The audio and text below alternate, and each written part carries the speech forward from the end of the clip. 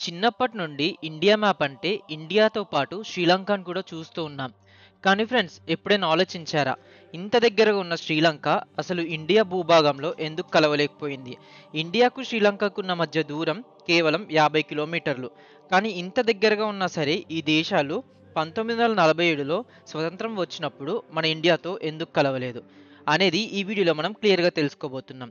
So friends, this is Naveen Devarakonda. Welcome to my channel Naveen Devarakonda talks. వీడియోని ఎక్కడ skip చేయకుండా end వరకు చూడండి. ఇంకా మన ఛానల్ని తప్పకుండా లైక్ చేయండి, అలాగే సబ్స్క్రైబ్ చేయండి. శ్రీలంక ఈ పేరు వినగానే మనకు వేల సంవత్సరాల చరిత్ర గుర్తొస్తుంది. రామాయణం నుండి రాజేంద్ర చోళుడి దండయాత్రల వరకు, అశోకుడి ధర్మ ప్రచారం నుండి బ్రిటిష్ వారి కుట్రల వరకు ప్రతి అడుగులోనూ ఈ దేశం మనతో నడిచింది. దీనికి కారణం మన మధ్యలో ఉన్న పాక్ స్ట్రైట్ అంటే పాక్ జలసంధి. అయితే ఇంత దగ్గరగా ఉన్నా సరే ఈ దేశం 1947లో మనకి ఇండిపెండెన్స్ వచ్చినప్పుడు మనతో కలవలేకపోయింది. శ్రీలంక ప్రస్తావన మనకు త్రేతాయుగం నుంచి ఉంది. వాల్మీకి రామాయణం మనకు కేవలం ఒక కావ్యం కాదు, అది మన సాంస్కృతిక డిఎన్ఏ. ఆ డిఎన్ఏలో శ్రీలంక లేదా ఆనాటి లంక ఒక విడదీయరాని భాగం. రావణుడి స్వర్ణలంక, సీతాదేవిని బంధించిన అశోకవనం, హనుమంతుడి లంకా దహనం, మరియు అన్నిటికన్నా ముఖ్యంగా రాముడు నిర్మించిన రామసేతు. ఈ రామసేతు కేవలం ఒక నమ్మకం కాదు, శాస్త్రవేత్తలు సైతం ఈ ప్రాంతంలో ఒకప్పుడు భూమార్గం ఉండేదని అంగీకరిస్తున్నారు. సుమారు 15,000 సంవత్సరాల క్రితం సముద్ర మట్టాలు తక్కువగా ఉన్నప్పుడు శ్రీలంక భారత ఉపఖండంతో పూర్తిగా కలిసి ఉండేదని భూగర్భ శాస్త్రవేత్తలు చెబుతున్నారు. అంటే మనం మాట్లాడుతున్నది కేవలం సాంస్కృతిక బంధం గురించి కాదు, ఇది భౌగోళిక బంధం. ఒకే తల్లి నుండి విడిపోయిన పిల్లల్లాంటి ఈ రెండు భూభాగాలు. బిఫోర్ కామన్ ఎరాలో శ్రీలంక ఇంకా దక్షిణ భారతదేశ రాజ్యాల మధ్య సంబంధం కత్తి మీద సాములా ఉండేది. ఇక్కడ ఉన్న చోళ, పాండ్య అలాగే పల్లవ రాజ్యాలు శ్రీలంకలోని రాజ్యాలపై తరచూ దండెత్తేవారు. తరచుగా శ్రీలంకలోని అంతర్గత రాజకీయాల్లో మన రాజుల జోక్యం ఉండేది. ఒక వర్గానికి మద్దతిచ్చి తమకు అనుకూలమైన వ్యక్తిని సింహాసనంపై కూర్చోబెట్టేవారు. పాండ్యరాజులు ఎన్నోసార్లు శ్రీలంకపై దండెత్తి అపారమైన సంపదను తీసుకున్నారు. ముఖ్యంగా రాజరాజ చోళుడు అలాగే అతని కుమారుడు రాజేంద్ర చోళుడు కేవలం శ్రీలంకపై దండయాత్ర చేయలేదు. రాజేంద్ర చోళుడు ఉత్తర శ్రీలంకను పూర్తిగా ఆక్రమించి దాన్ని తన సామ్రాజ్యంలో ఒక భాగంగా ముమ్మిడి చోళమండలం అనే పేరుతో విలీనం చేసుకున్నాడు. ఇది చరిత్రలో ఒక కీలక ఘట్టం. శ్రీలంక పరిపాలన పరంగా ఒక భారతీయ సామ్రాజ్యంలో భాగంగా మారిందని చెప్పొచ్చు. అయితే ఈ ఆధిపత్యం శాశ్వతంగా నిలవలేదు. శ్రీలంక రాజులు తిరుగుబాటు చేసి స్వతంత్రం ప్రకటించుకున్నారు. ఈ నిరంతర యుద్ధాలు, దండయాత్రలు ఒక విచిత్రమైన పరిస్థితిని సృష్టించాయి. రెండు ప్రాంతాల మధ్య సాంస్కృతిక మార్పిడి అద్భుతంగా జరిగింది. అశోకుడి కుమారుడు మహేంద్రుడు బౌద్ధ మతాన్ని శ్రీలంకకు తీసుకువెళ్తే ఆ బౌద్ధమత గ్రంథాలను కాపాడింది శ్రీలంకనే. కానీ రాజకీయంగా మేము వేరు మీరు వేరు అనే భావన కూడా బలంగా నాటుకుపోయింది. 16వ శతాబ్దంలో పోర్చుగీస్ వారు సుగంధ ద్రవ్యాల వ్యాపారం కోసం భారతదేశానికి వచ్చారు. కానీ వారి కన్ను శ్రీలంకపై కూడా పడింది. శ్రీలంకలోని దాల్చిన చెక్క ప్రపంచ ప్రసిద్ధి. దానిని దక్కించుకోవడానికి వారు శ్రీలంక తీర ప్రాంతాలను ఆక్రమించి కోటలను నిర్మించారు. వాణిజ్యంపై పూర్తిగా వాళ్ళు ఆధిపత్యం సాధించారు. పోర్చుగీస్ తర్వాత డచ్, ఫ్రెంచ్ ఇలా ఎన్నో యూరోపియన్ కంట్రీస్ శ్రీలంకపై ఆధిపత్యం కొనసాగించారు.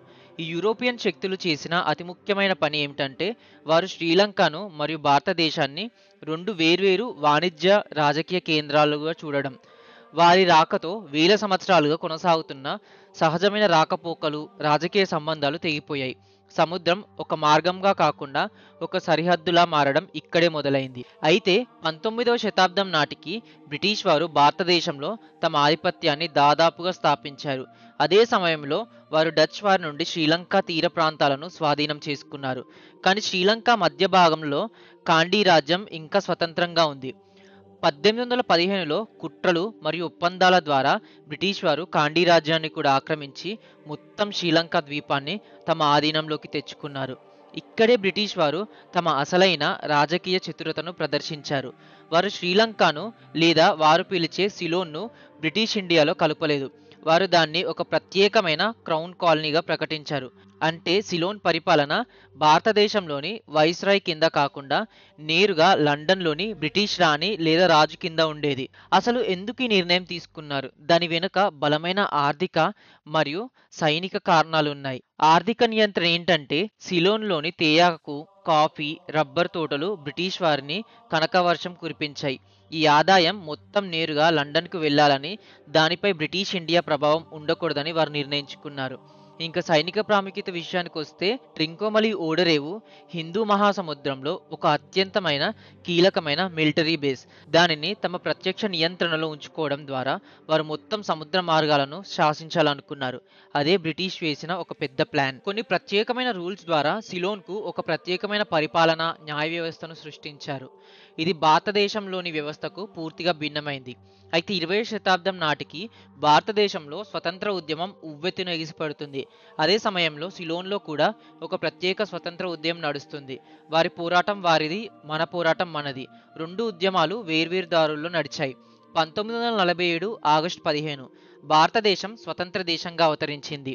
అయితే ఇండియాలో ఉన్న ప్రిన్స్లీ స్టేట్స్ మొత్తం ఇండియాలో మర్జ్ అవ్వడానికి సర్దార్ వల్లభాయ్ పటేల్ గారు ఎంతో కృషి చేసి ఒక యునైటెడ్ ఇండియాని సృష్టించారు. స్వతంత్ర ఒప్పందంలో భాగంగా ఏ ఏ భూభాగాలను భారతదేశానికి అప్పగించాలో బ్రిటిష్ వారు జాబితా కోరినప్పుడు పటేల్ సెక్రటరీ విపి మేనన్ ఆ జాబితాలో సిలోన్ని చేర్చడం మర్చిపోయారని, అందుకే అది మనకు దక్కలేదని కొందరు వాదిస్తారు. ఇది నిజమైతే అది చరిత్రలోనే అతిపెద్ద క్లరికల్ తప్పిదం అవుతుంది. కానీ చాలామంది చరిత్రకారులు దీనిని అంగీకరించరు. వాస్తవాలు మరింత సంక్లిష్టంగా ఉన్నాయి. మొదటిది శ్రీలంకలోని పొలిటికల్ స్టెబిలిటీ. సిలోన్ జాతీయ నాయకులు, ముఖ్యంగా వారి మొదటి ప్రధాని డిఎస్ సేనానాయకే తమ దేశానికి సంపూర్ణ స్వతంత్రం కోరుకున్నారు. వారు భారతదేశంలో విలీనం కావడానికి ఏమాత్రం ఇష్టపడలేదు. వారికి ఒక ప్రత్యేకమైన దేశంగా గుర్తింపు కావాలనుకున్నారు. రెండవది భారతదేశ వైఖరి. జవహర్లాల్ నెహ్రూ, పటేల్ వంటి నాయకులు తీవ్రమైన వాస్తవికవాదులు. అప్పటికే దేశ విభజన సృష్టించిన మారణహోమం, కశ్మీర్, హైదరాబాద్, జునాగఢ్ వంటి సంస్థానాల విలీనం వంటి అగ్ని పరీక్షలను వారు ఎదుర్కొంటున్నారు. ఈ సమయంలో ఇష్టం లేని మరో దేశాన్ని బలవంతంగా విలీనం చేసుకోవడం వల్ల కలిగే అంతర్జాతీయ పరిణామాలను, అంతర్గత సమస్యలను వారు కోరుకోలేదు. ఇది వారి పంచశీల సిద్ధాంతానికి కూడా విరుద్ధం. కాబట్టి శ్రీలంక భారతదేశంలో ఎందుకు భాగం కాలేదు? దానికి సమాధానం వేల ఏళ్ల క్రితం సముద్రం గీసిన భౌగోళిక సరిహద్దు, యూరోపియన్లు నిర్మించిన వాణిజ్య గోడలు, బ్రిటిష్ వారు తమ స్వార్థం కోసం సృష్టించిన శాశ్వత పరిపాలన విభజన, మరియు చివరిగా 2 దేశాల ప్రజలు మరియు నాయకులు తీసుకున్న చారిత్రక నిర్ణయాలు. ఈరోజు మనం 2 వేర్వేరు దేశాలు కావచ్చు, కానీ మన నరనరాల్లో ప్రవహించే చరిత్ర, సంస్కృతి, వారసత్వం ఒక్కటే. ఈ సుదీర్ఘమైన, ఈ లోతైన చారిత్రక ప్రయాణం మీకు నచ్చినట్లయితే వీడియోని ఖచ్చితంగా లైక్ చేయండి. ఇంకా మీ ఫ్రెండ్స్తో కూడా షేర్ చేయండి.